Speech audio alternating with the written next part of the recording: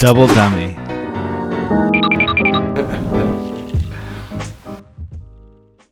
With your resources, you could do anything you wanted in the world to entertain yourself. Why bridge? Bridge is the most interesting game in the world. It's true that I can do almost anything. I could have a big boat someplace or go off to faraway islands, and there's nothing I enjoy more than playing bridge. I play bridge about 12 hours a week, and I go home and I change into a sweatsuit and sit down, and in 30 seconds I have a game, almost always with my partner, Sharon Osberg in San Francisco, and we're usually playing people we know, but every hand is different. Every hand the rest of my life is going to be different, and it's challenging, both bidding and play and defense. Great. So, in terms of what you do, if you were valuing the current state of the game of bridge as a business, how would you evaluate where it stands? Well, bridge hit its peak of popularity probably in the early 1930s. It was popular throughout the Depression. L.A. Culberson publicized the game to an extraordinary degree. I think two of his books were the two top sellers on the New York Times list back in the early 30s, and he really everybody in the country was practically playing bridge at that time. My folks were part of a bridge club, and it was low-cost entertainment at a time when people that was all they could afford. It's fallen off in terms of popularity in the last few decades. It's got the number of people that swear by it, like me, but it tends to be an older crowd because younger people have both more money and less time than they had 30 or 40 years ago. So would you say that it's failing? Is it going away? Bridge will never go away. It will appeal to a lot of people. But in the 30s, it appealed to practically everybody. People who couldn't play played. It's like, in a certain way, it's like chess. A lot of people will play it, but it's lost being a really mass game like it was before. But it'll never disappear. It's too good a game. If bridge was a company, though, would you buy it? Well, I wouldn't buy it with the idea that there would be a great growth in revenues over time. But I would certainly buy it as something to possess myself and to be able to keep playing all my life. I would pay a lot of money if I had to be able to play bridge the rest of my life. Great, thank you so much. That was a great answer. So that leads me right into the next question: is take out all of the charitable things that you do with your money. If you had to give up one or the other, which would it be? Bridge or your fortune? Bridge or my fortune? Well, I don't need my fortune. I'm giving away 99% of the money I have, both through my lifetime and at death. I've pledged every share of Berkshire Hathaway to go to philanthropy. So I really have everything money can buy with a tiny percentage of my net worth. What's really precious is our friends and time, and I've got some wonderful friends in the bridge world. I choose to spend a lot of time playing bridge with them because it's the most enjoyable activity I can find. I like to watch, I like to watch college football. I like to read a lot, but if somebody offers me a bridge game, I put away the book or turn off the TV. That's great. That's amazing what you're doing. Awesome. Okay, so how did you learn the game?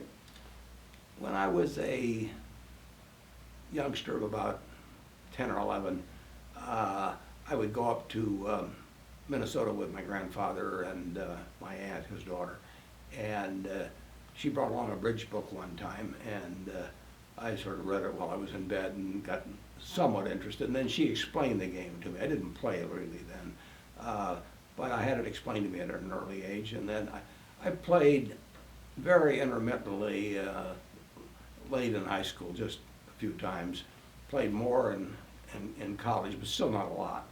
and really did not get to play actively until the computer came along, and that made it so much easier to arrange a game and play with the partners I wanted to play with. So from that point on, when I started playing on the computer, I probably spend 10 to 12 hours a week playing bridge.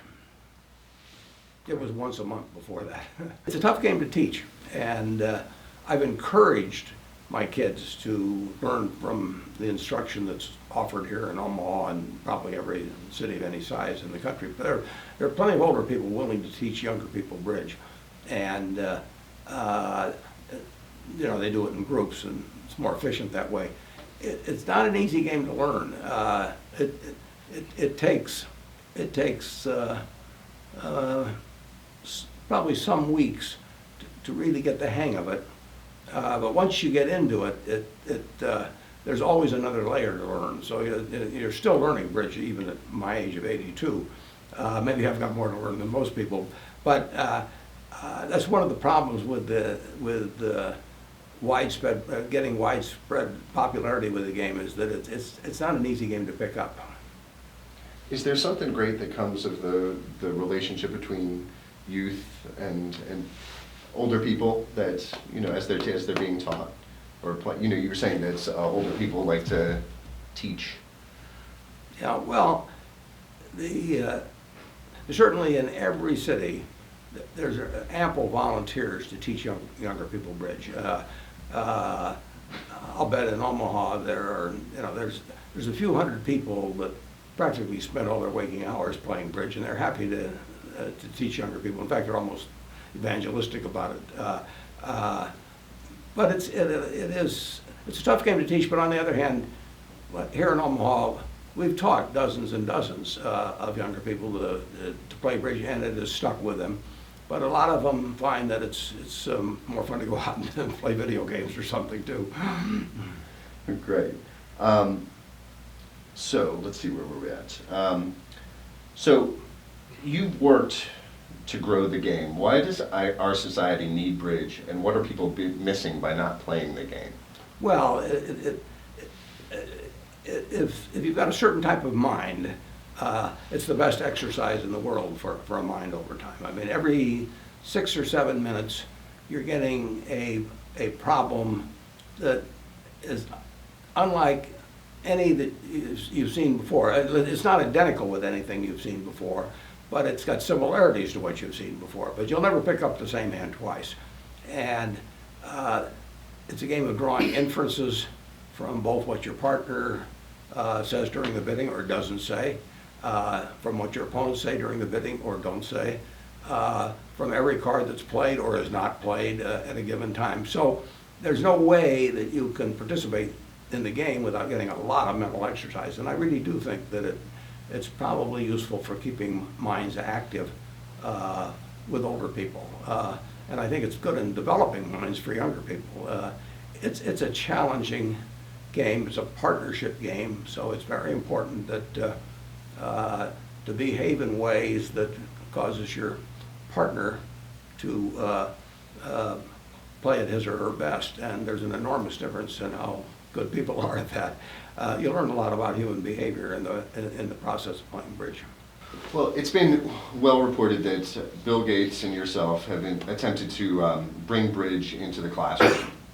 Without getting into the details of why things didn't work out, what does that say to the future of the game if you and Mr. Gates, two of the most successful people of all time, are unsuccessful in trying to grow the game of bridge? Well, I think the natural course for bridge, whether somebody's promoting it or not, is that it will appeal to a lot of people, but it will not be a mass game like it was in the 1930s. It takes too much effort, it takes too much time, it's hard to learn, and there's just too many options for young people. So that if 5% of them, if 10% of them take up the game, that's probably par for the course, and it'll probably be par for the course 20 years from now. You won't get 50% of the kids wanting to play the game. They've got other things to do, but there will always be a percentage that will regard it as the greatest game they've ever seen, and play the rest of their lifetime. You can't force it. It doesn't work as a forced activity. Great. What's the best hand you ever played, or the bid you ever made? The best hand you've ever played or bid you've ever made, and please explain the logic behind it, or was it luck? Well, it would be the best hand you ever played if it was luck. I mean, if you play some anti-percentage way and it works, that is not playing a hand well. It's being lucky, and that you can't give yourself credit for that. I played thousands and thousands and thousands of hands, and every time I pick up one, it's an adventure. But it'd be very hard to describe any great hand. For one thing, it's a complicated thing to explain. I will say this: I believe the hand that was written up that I played in a few newspapers, I think it may have been like a one spade hand or something like that. It was a ridiculously low contract, but it was, I think it was played down in Albuquerque at the some kind of a championship event, and one spade was a good result. But it's hard to put a lot of drama into a one spade bid.